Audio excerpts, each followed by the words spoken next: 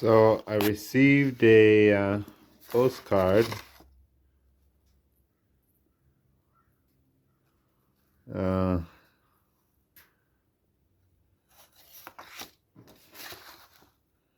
Dear friend, greetings of love. Your buggy is ready to be picked up anytime. The bill looks like just under $150. So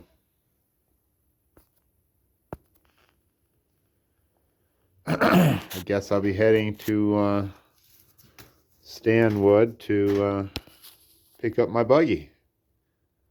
Good deal.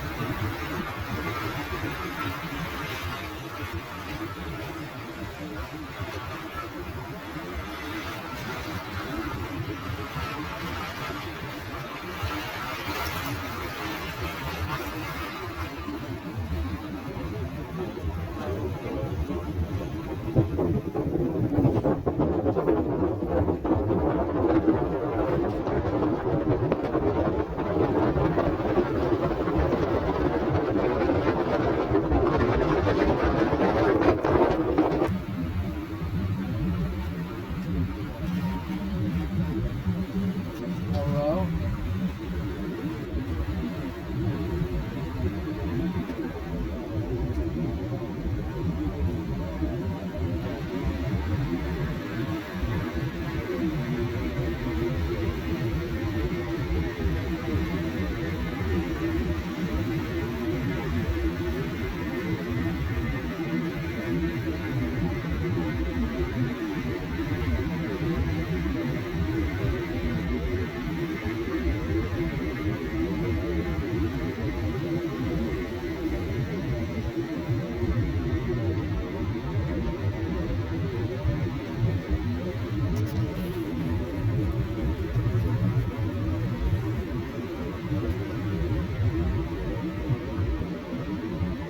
Ash, you just hung up on me. Why would you hang up on me?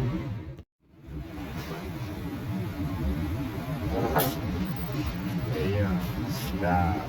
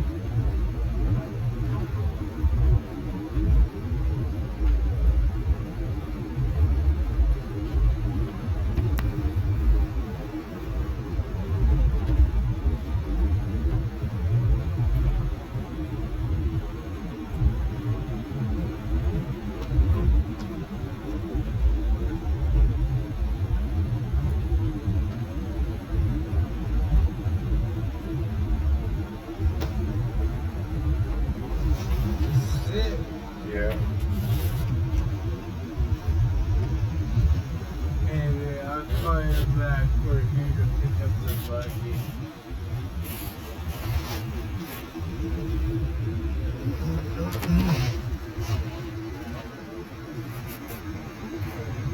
I love you.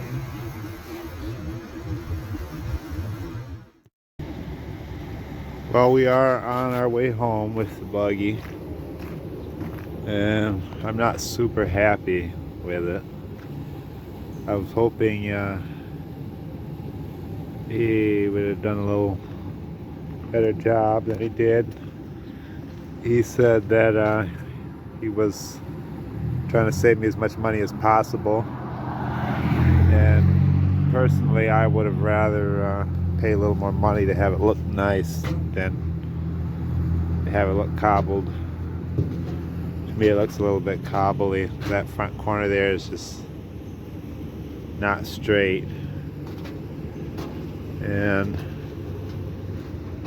if you look at the two posts here and there, you can see that they're not straight. This one is cocked back and that one is straight. I don't like that at all. And we patched the interior. That looks good there, how we patched that.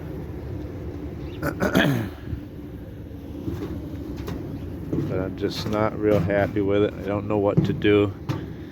I asked him about just totally rebuilding the front end on it, this whole front piece here, and he said that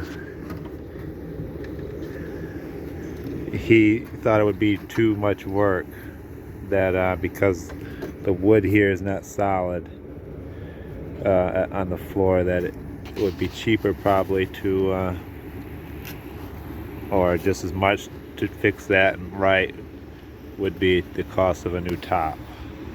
Then we got this crinkle right here in this wall, And then I'm not happy. But it is what it is.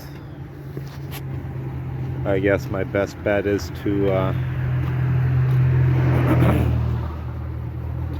have him put a new top in on it. When I say top, we're talking about this from here, this wooden part. From here to up, that's what you call the top. So he said he could make me a brand new top for $1,500, but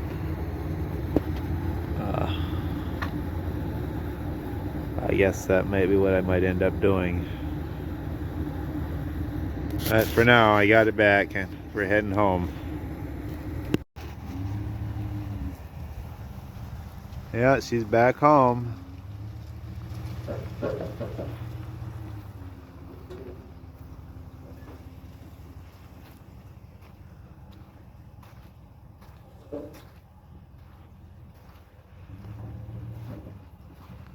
From a distance, it don't look too bad, but if you got a critical eye like I do, and you look up close, you can see that it's been in a couple wrecks.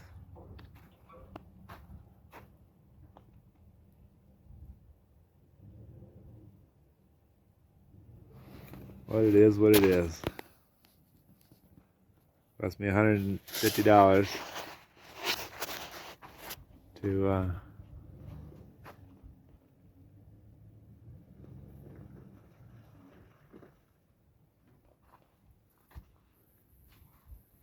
get it back like that.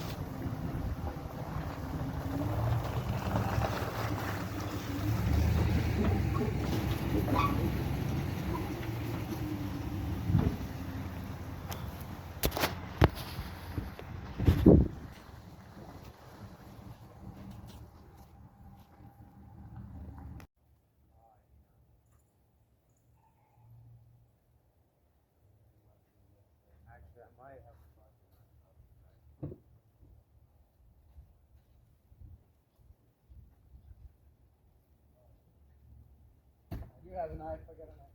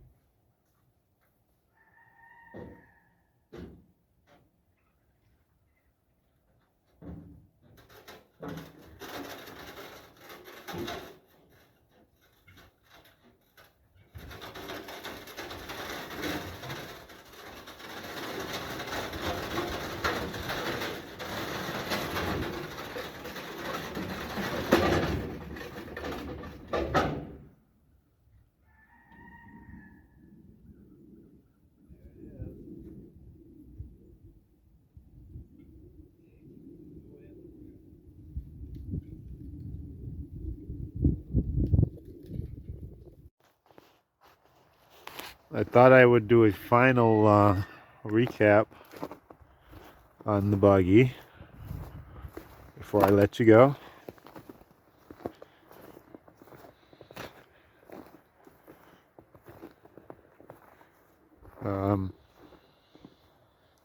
I forgot to mention before too, he also put a new roof, complete new roof on it.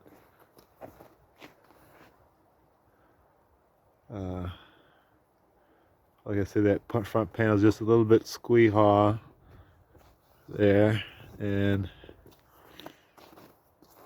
he fixed this here. He said he kind of glued that with wood glue there. Also, the shaft here was busted, which I didn't realize before, and he bolted that back together. He put a piece underneath it to reinforce it.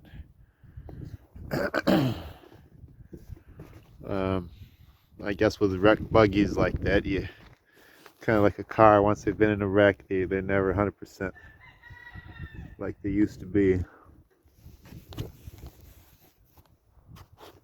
So it is what it is. I think what I'll do is probably drive it for the summer, unless I just happen to come up with some extra cash or something. I'll probably just drive it for the summer, and then next winter I'll have them make me a new top on that. I think that's what I'm going to end up doing. And I thought I'd give you guys a little 101 on buggies.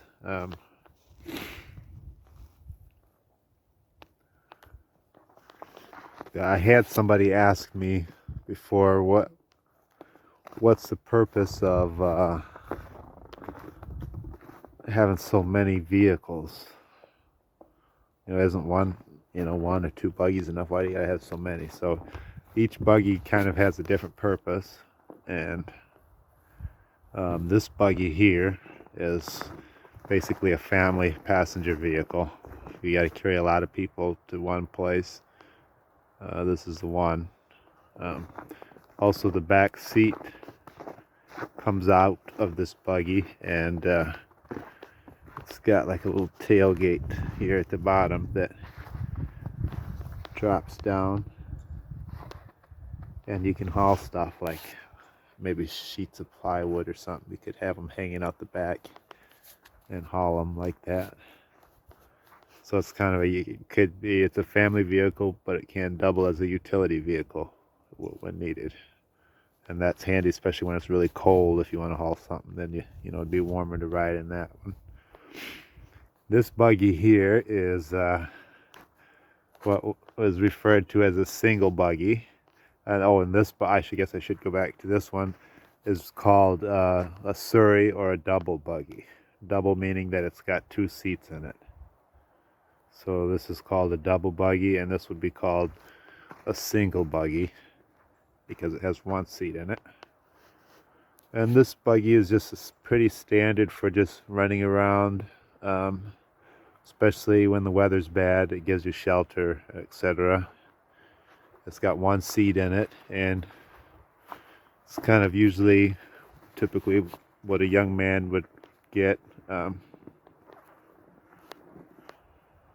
depending on the community. After when they first get married, this would be the first vehicle that they would get in a more conservative community. I started off with the open buggy, and one other thing.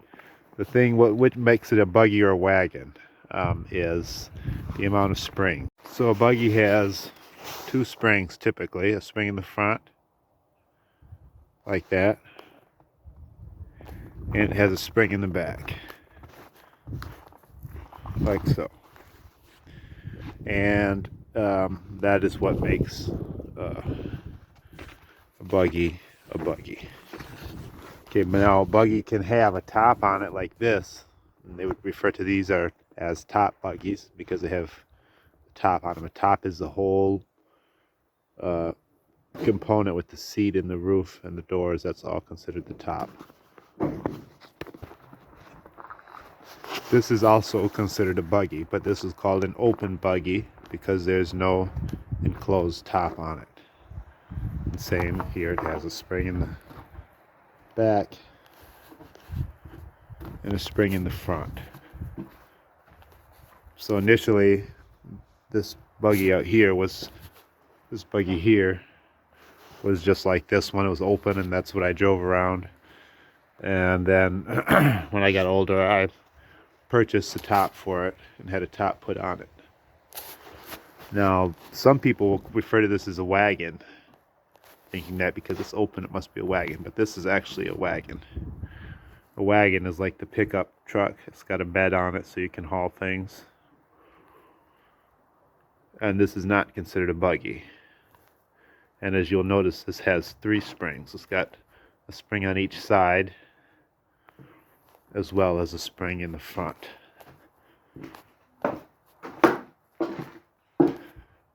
And that makes it heavier duty for hauling more weight, etc. So a vehicle with that many springs is not considered to be a buggy, but in this case a wagon. Anyways, I just thought that might be interesting information.